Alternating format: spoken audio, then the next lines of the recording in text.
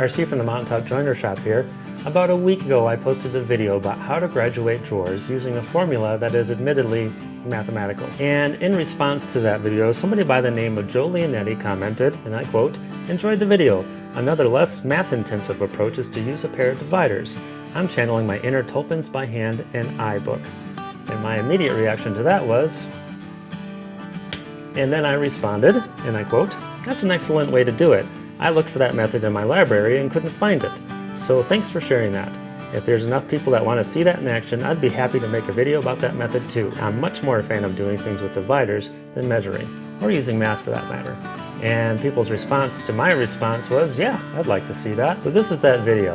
And this time around, you're not going to need a calculator, you're not going to need to measure, you're not going to need a pad of paper and a pencil, and need to draw any diagrams. All you're going to need is a couple pair of simple dividers. By the way, the book that our friend Joe was referring to in his comment was this one by George Walker and Jim Tulpin called By Hand and I.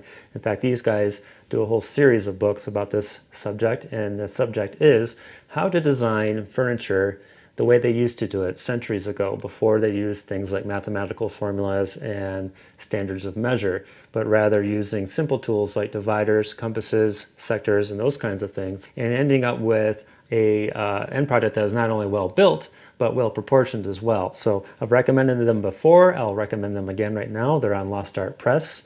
And the method I'm going to be showing you about how to graduate drawers comes directly from this particular book, By Hand and I. All right, so here I am again with a piece of scrap wood that I'm going to use to represent, along with our imaginations, the overall height of the case that we want to divide into equally graduated drawers. And for this example, I'm going to do 4 equally graduated drawers.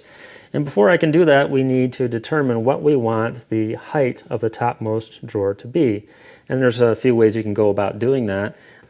You might have a specific item you want to fit in that drawer that would help determine what that height should be. Otherwise, you're kind of deciding arbitrarily. Rather than do that, I would prefer to use a whole number proportion. And I've harped on whole number proportions a lot on my channel, and I'll leave a link in the description to some other videos that talk about whole number proportions. But for the sake of this example, we'll use whole number proportions as well. And it's important to note that the ratio of this opening should be something that is a greater number than the number of drawers you put in here. So if I'm putting 4 drawers in here, I don't want my topmost drawer to be 1/3 of this opening. That doesn't even compute. You'll run out of space. For this example, I'm going to use maybe 1/6 the overall height of this opening, just like it does in the book. And in order to set my dividers to 1/6 of that opening, well, there's multiple ways you could go about doing that. One of them is you could just measure this distance, get out a calculator, or just use your brain and divide that into 6 parts and set your dividers to that. At the beginning of the video, I was saying that you don't necessarily need to use a lot of math to do this, so we're going to do it differently this time. Another way you could do it is just set your dividers to what looks like it might be 1/6 of that opening, and then walk your dividers across and see if it lines up when you get to the other end. And if it doesn't, adjust it a little bit and try again. There's a lot of trial and error involved there, and of course the more you do it, the more efficient you get at getting there. But I would prefer to at least get started with a number that is very close to 1/6. So the way I'm going to do it is using this sector. Now, in case any of you are wondering, wait a minute, what the heck is a sector? I'm going to show you my sector and kind of explain how it came together. So this is just a shop-made tool. It's pretty simple, just 2 sticks. And I believe I started with 1 piece of wood that I just ripped down the middle to kind of get this. And at the back end of those 2 sticks is a hinge. Hopefully you can see that okay in the camera, right there. The center line of that hinge pin lines up with the plane in between the 2 sticks. That's really important. And then another really important thing to do is to take a pair of dividers, and starting at the very center of that hinge pin, step out an equal number of steps that will hopefully add up to about 13 by the time you get to the other end of them, and then mark them out. So I have little tick lines here. I think these are knife lines I actually just traced over with a mechanical pencil, and I wrap those all the way around to the inside as well. And then I used some number stamps to stamp, and then again I traced those numbers with a mechanical pencil so they stand out a little bit better, and numbered them all the way up to 12, and of course the very end of these I think is 13. I never really use the 13, I just go from 12 on down. And that's basically all you need to do to make a sector. And of course you can make a sector in any length you want. I made it kind of long like this so it would work for working with larger cases. But of course there are sectors that are much shorter as well for doing smaller work. So we'll get back to dividing our case into 6 equal divisions using a sector right now. All right, so how I'm going to use a sector to determine 1/6 of this opening is I'm going to open my sector up and line numbers up to the top and bottom of my opening that are divisible by the number of divisions I want. So if I want to divide this by 1/6, I'm going to put my 12s here at the top and bottom. Let me slide this way so you can see the other end of the sector down here. So I got my 12s lined up with the top and bottom of the case. Now I'll come down here to a number that goes into 12 6 times, and that would be 2. So I'm going to come in here with my dividers and line the tips of those dividers up exactly with these lines. Hopefully I'm not blocking it. I think I probably am. Come out a little bit to right about there. So now my dividers are set to 1/6 of that opening, or very close to it. And I don't have to do a bunch of trial and error to get there. I'm already at or very close to there. So I'm going to walk my dividers along this opening now.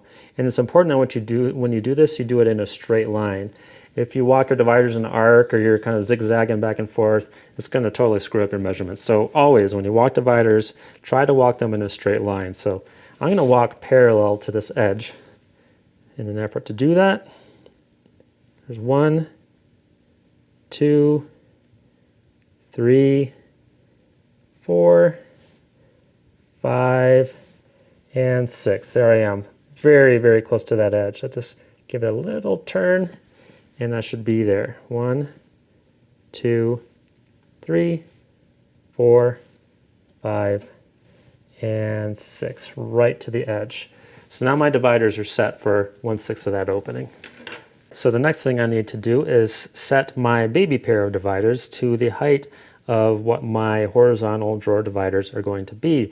And rather than choose an arbitrary number like 1 centimeter or 1.2 centimeters, I'm going to do this proportionally as well. It's going to be based off of the first set of dividers that we just set to 1/6 the height of the opening. So I'm going to get another piece of scrap wood here, and just for the sake of moving my dividers in a straight line, I'm just going to draw a straight line on here, like that.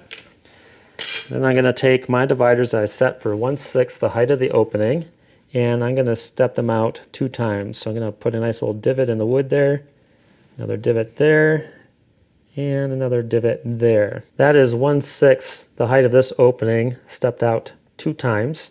And now I need to divide that distance by the number of not only physical horizontal drawer dividers I'm going to have here, but by the number of imaginary drawer dividers that I'm going to be increasing the height of each drawer by. So if I'm doing this in equal amounts, I'm going to have one drawer here that's set by these dividers, plus a physical horizontal drawer divider, and then the next drawer is going to have the thickness of a horizontal drawer divider added to it in a kind of imaginary kind of way. By the time I've done that, I'm going to end up with 3 physical ones and 6 imaginary ones.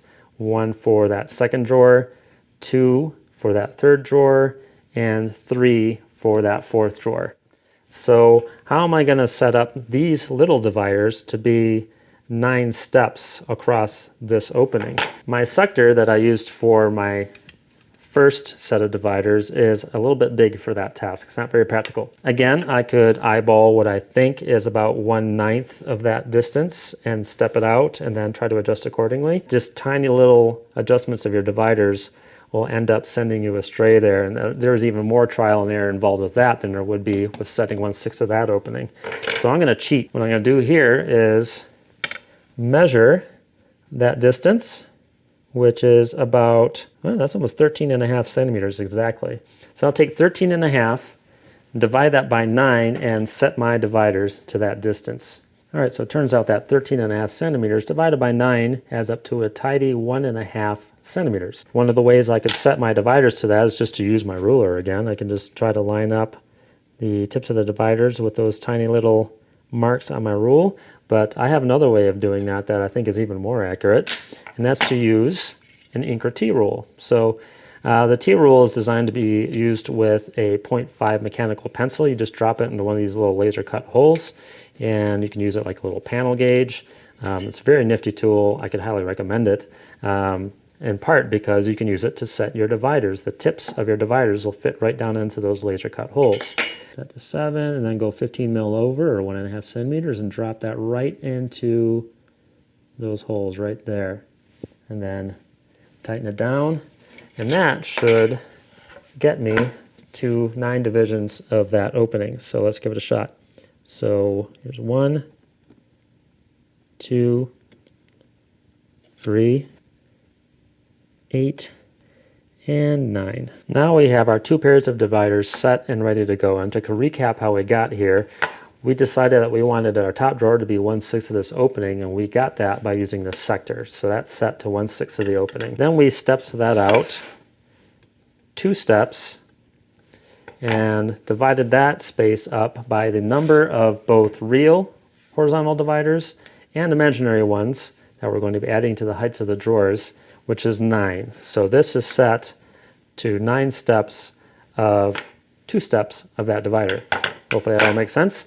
And now we're ready to use these two to set up our opening with our graduated drawers, 4 graduated drawers. All right, so now I'm going to mark this out, and I'm going to draw the lines with a big fat carpenter's pencil so you can see them laid out. So I'm going to do my top drawer, which is 1/6 of the opening, put a little divot, and draw my line to that divot. Oh, kind of missed there. That carpenter's pencil is thick. All right, there we go. So there's your first drawer. Now I'm going to set the next step, which is the height of a horizontal drawer divider, a physical one. Let's see if I can hit that hole with this fat pencil again here.